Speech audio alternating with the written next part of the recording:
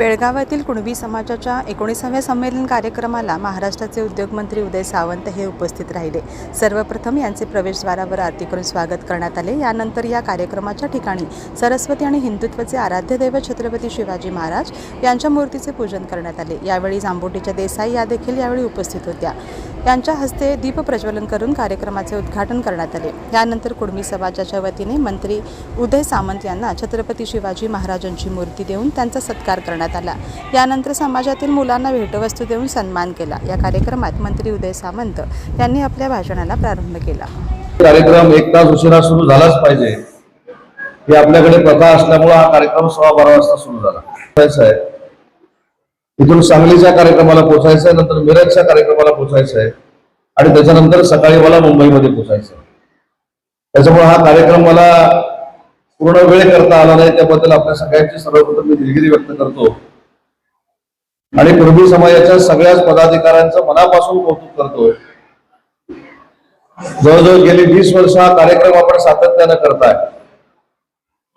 आणि गेली 20 वर्ष हा सातत्यानं कार्यक्रम करत असताना याची सुरुवात देखील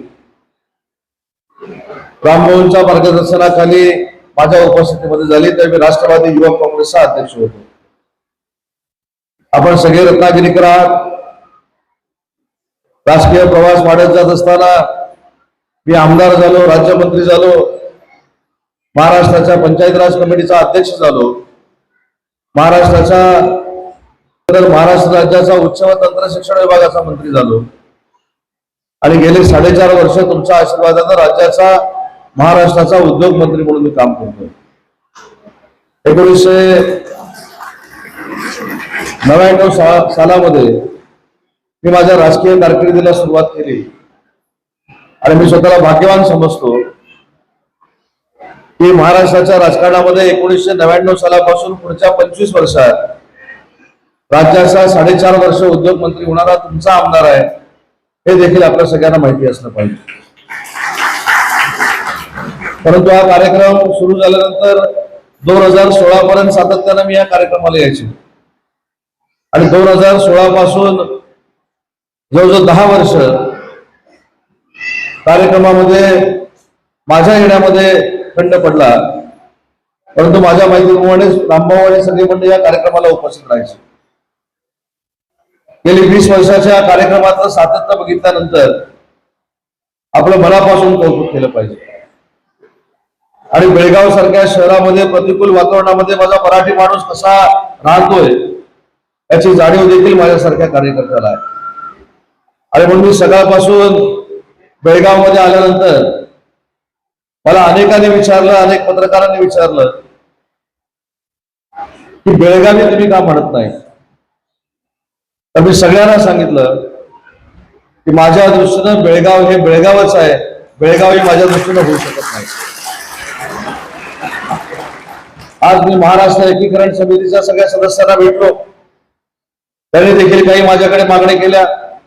त्यांची देखील इच्छा आहे की महाराष्ट्र राज्याच्या मुख्यमंत्र्यांना त्यांना भेटायचं आहे आणि रामभाऊ आपल्या सगळ्यांना स्वाभिमान आणि अभिमान असलं पाहिजे की आज मी महाराष्ट्र एकीकरण समितीशी चर्चा करत असताना मी ज्या पक्षामध्ये ज्या नेतृत्वाच्या आशीर्वादानं काम करतोय त्या एकनाथ शिंदे साहेबांचं नाव आदरानं महाराष्ट्र एकीकरण समितीने घेतलं आणि माननीय एकनाथ शिंदे साहेबांचं नाव आदरानं का घेतलं हे या पिढीला माहिती पाहिजे। जो तुम्ही संघर्ष करताय, जो माझ्या मराठी माणसाला न्याय पाहिजे, तो न्याय मिळवून देण्यासाठी 35 वर्षापूर्वी माननीय एकनाथ शिंदे साहेब संघर्ष करता करता या बेळगावच्या जेलमध्ये 40 दिवस अटकेमध्ये होते। ते कोणासाठी होते, तर ते तुमच्यासाठी होते। आजही तो प्रसंग तुमच्यावर आहे, आजही तुम्हाला अडचणीला सामोरं जावं लागतं आणि हा सगळा विचार केल्यानंतर एक 4-5 दिवसापूर्वी महाराष्ट्राची आचारसंहिता लागायच्या अगोदर आपल्या सीमा भागातले मराठी 22 ग्रंथालय जे आहेत त्या 22 ग्रंथालयाला 1 कोटी रुपये मराठी भाषा मंत्री म्हणून मंजूर केले आणि ते पैसे त्यांच्या खात्यामध्ये देखील वर्ग झालेले आहेत। मला सर्व तरुण सहकाऱ्यांना एक विनंती करायची आहे की आज मला अनेक गोष्टी पत्रकारांकडनं कळल्या, अनेक गोष्टी मराठी माणसांनी मला सांगितल्या, हे देखील सांगितलं की केरळमधली जी केरळमध्ये बेळगाव जी लोक आहेत, त्या केरळमध्ये मल्याळम भाषा त्यांना बोलायला लागू नये म्हणून कर्नाटक सरकारनं पुढाकार घेतला. पण माझा महाराष्ट्रातला मराठी माणूस जो इथे राहतोय त्याला कन्नड बोलता झालं पाहिजे अशा पद्धतीची जाचक अट तुमच्यावर त्यांनी लादलेली आहे. आणि हे देखील मी आज रामभाऊ सांगितलं की महाराष्ट्राची आचारसंहिता संपल्यानंतर कर्नाटक राज्याचे मुख्यमंत्री जे कोण आज होतील, मला कोण होणार आहे माहित नाही, पण जे कोण होतील त्यांच्याकडे आदरपूर्वक महाराष्ट्र एकीकरण समितीला मी घेऊन जाणार आहे आणि माझ्या मराठी माणसांवर तुम्ही अन्याय करू नये ही देखील विनंती मी त्याला करणार आहे. मगाशी मी एक उदाहरण दिलं. मी ज्यावेळी पत्रकार परिषदेमध्ये होतो त्यावेळी एक 18 वर्षाचा मुलगा कर्नाटक मधला मला भेटायला आला आणि त्याने मला सांगितलं की महाराष्ट्र सरकारमुळं आणि विशेषतः एकनाथ शिंदे साहेबांमुळं माझी डोळ्याची गेलेली दृष्टी परत आली. मी त्याला विचारलं असं एकनाथ शिंदे साहेबांनी काय केलं. त्याला सांगितलं की ज्यावेळी फटाक्याच्या त्या आवाजामुळं किंवा फटाक्याची दारू डोळ्यामध्ये गेल्यामुळं दोन्ही डोळे माझे निकामी झाले होते. फक्त एक फोन माननीय एकनाथ शिंदे साहेबांना त्यांनी केला. संपूर्ण त्याच्या उपचाराचा खर्च माननीय एकनाथ शिंदे साहेबांनी उचलला. आणि म्हणून मी सांगितलं की कर्नाटक आणि महाराष्ट्र याच्यापेक्षा माणुसकी महत्वाची आहे. माननीय एकनाथ शिंदे साहेबांनी त्या मुलाला गेलेले डोळे परत आणून दिले. या पद्धतीनं महाराष्ट्र सरकार काम करते. आणि म्हणून मला महाराष्ट्रातल्या सगळ्या विशेषतः माझ्या मतदारसंघातल्या सगळ्या बंधू भगिनींना एक विनंती करायची आहे की शेवटी मराठी ही आपली मातृभाषा आहे. मी देखील मराठी भाषेचा मंत्री म्हणून मगाशी एकाला सांगितलं, ते म्हणाले की कर्नाटकात आल्यानंतर तुम्ही मराठी बोलणार आहे की कन्नड बोलणार आहे. म्हटलं कन्नड मधला क पण मला येत नाही. मी मराठी भाषेचा मंत्री आहे आणि कर्नाटकमध्ये तर मी मराठी बोलणारच, परंतु साता समुद्रापलीकडे लंडनमध्ये देखील मराठी भाषेचा प्रचार आणि प्रसार व्हावा यासाठी तुमच्या आमदारानं, म्हणजे माझ्याकडे मराठी भाषा मंत्रालय असल्यामुळं लंडनमध्ये छत्रपती शिवाजी महाराजांच्या नावानं जगातलं पहिलं मराठी भाषा वैश्विक केंद्र करण्याचा निर्णय माझ्यासारख्या कार्यकर्त्याने घेतला. आणि म्हणून त्याला मी सांगितलं की जर मी लंडनला जाऊन मराठी बोलू शकतो, कर्नाटक तर सिंधुदुर्गाचा लागूनच आहे, कोल्हापूरचा लागून आहे, मी काय कर्नाटकमध्ये देखील मराठी बोलायला घाबरणार नाही. त्याच्यामुळे आपली मातृभाषा ही मराठी आहे आणि मराठी बोलून बोलूनच आपण लहानाचे मोठे झालेलो आहोत. आणि तुमचं जर मला मनापासून कौतुक केलं पाहिजे की बेळगावमध्ये येऊन तुम्ही जी मराठी संस्कृती जपण्याचं काम करताय, मराठीची पारंपरिकता जपण्याचं काम करताय, त्याबद्दल तुम्हाला मनापासून धन्यवाद दिले पाहिजे.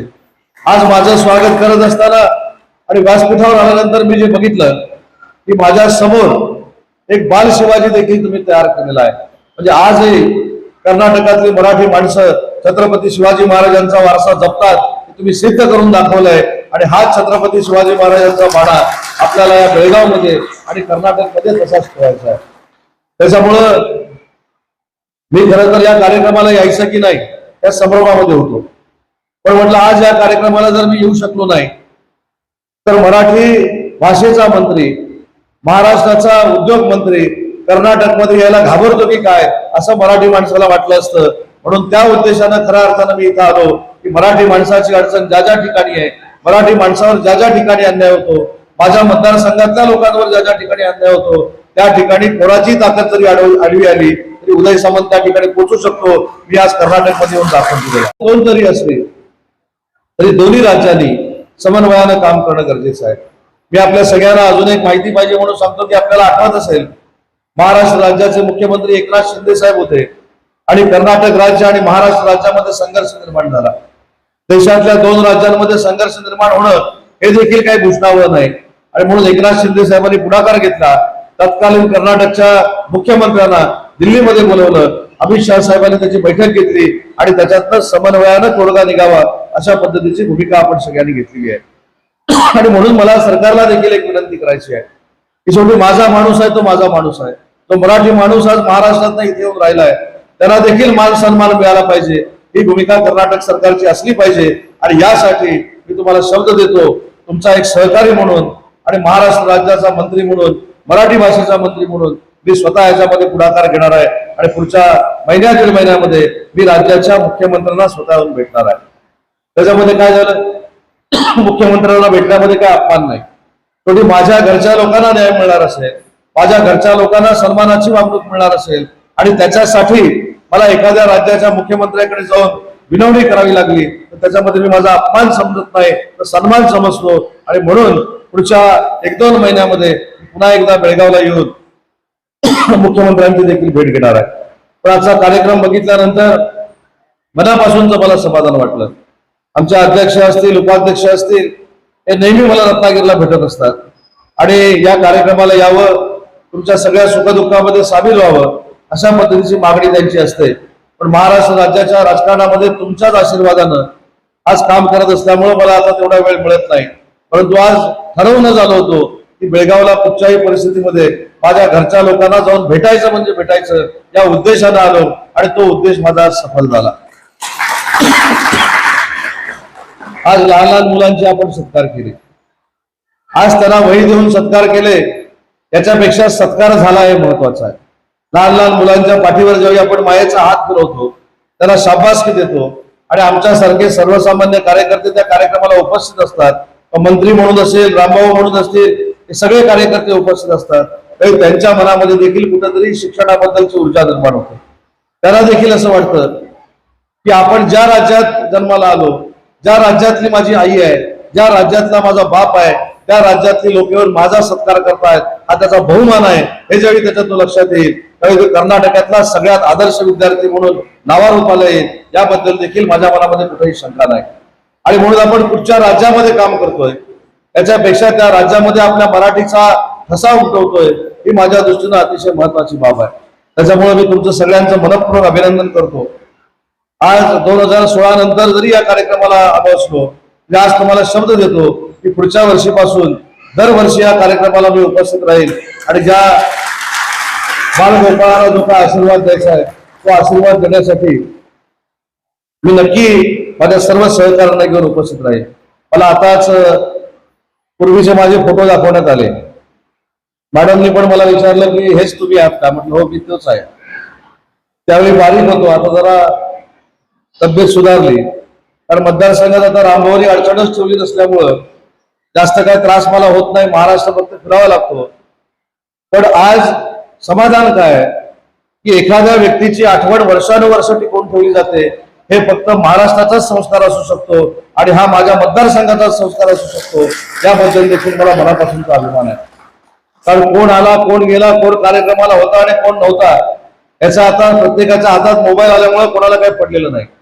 कोण किती तुमच्या बरोबर काम करतोय, कोण तुम्हाला सहकार्य करतोय, याच्यापेक्षा मोबाईलवर जे काही येतं त्याच्यावर आपण सध्या विश्वास ठेवतो. आणि म्हणून या कुणबी समाजाच्या सगळ्या बांधवांना मी धन्यवाद देतो की 20 वर्षापूर्वी ज्यावेळी पहिल्यांदा मी कार्यक्रमाला आलो त्यावेळी कसा दिसत होतो याची जाणीव देखील मला इथल्या सगळ्यांनी करून दिली. आता मला पुढच्या वर्षी येताना निदान तेवढा नाही पण निम्म होऊन तरी इथं यायला पाहिजे, हे फोटो बघितल्यानंतर माझ्या लक्षात आलं. पण आज तुमच्या चेहऱ्यावरचा उत्साह बघितला आणि खरोखरच माझ्या घरचा कार्यक्रम आहे म्हणून या कार्यक्रमाला हजारो कुटुंबी बांधव आणि भगिनी उपस्थित आहेत. माझ्या एका बहिणीनं इथं आमचं सगळ्यांचं स्वागत केलं. त्याच बहिणीनं आमचं गणपतीची उपासना करून गणपतीचा आशीर्वाद आम्हाला मिळू दे यासाठी प्रार्थना केली. याच्यापेक्षा अजून ते भाग्य काय असतं. आणि म्हणून तुमचं प्रेम हे माझ्या मंत्रिपदापेक्षा मोठं आहे एवढंच सांगायला या बेळगावमध्ये मी आलेलो आहे. आणि तेच प्रेम आपण सातत्यानं आमच्या सगळ्यांवर करावं एवढीच विनंती करतो.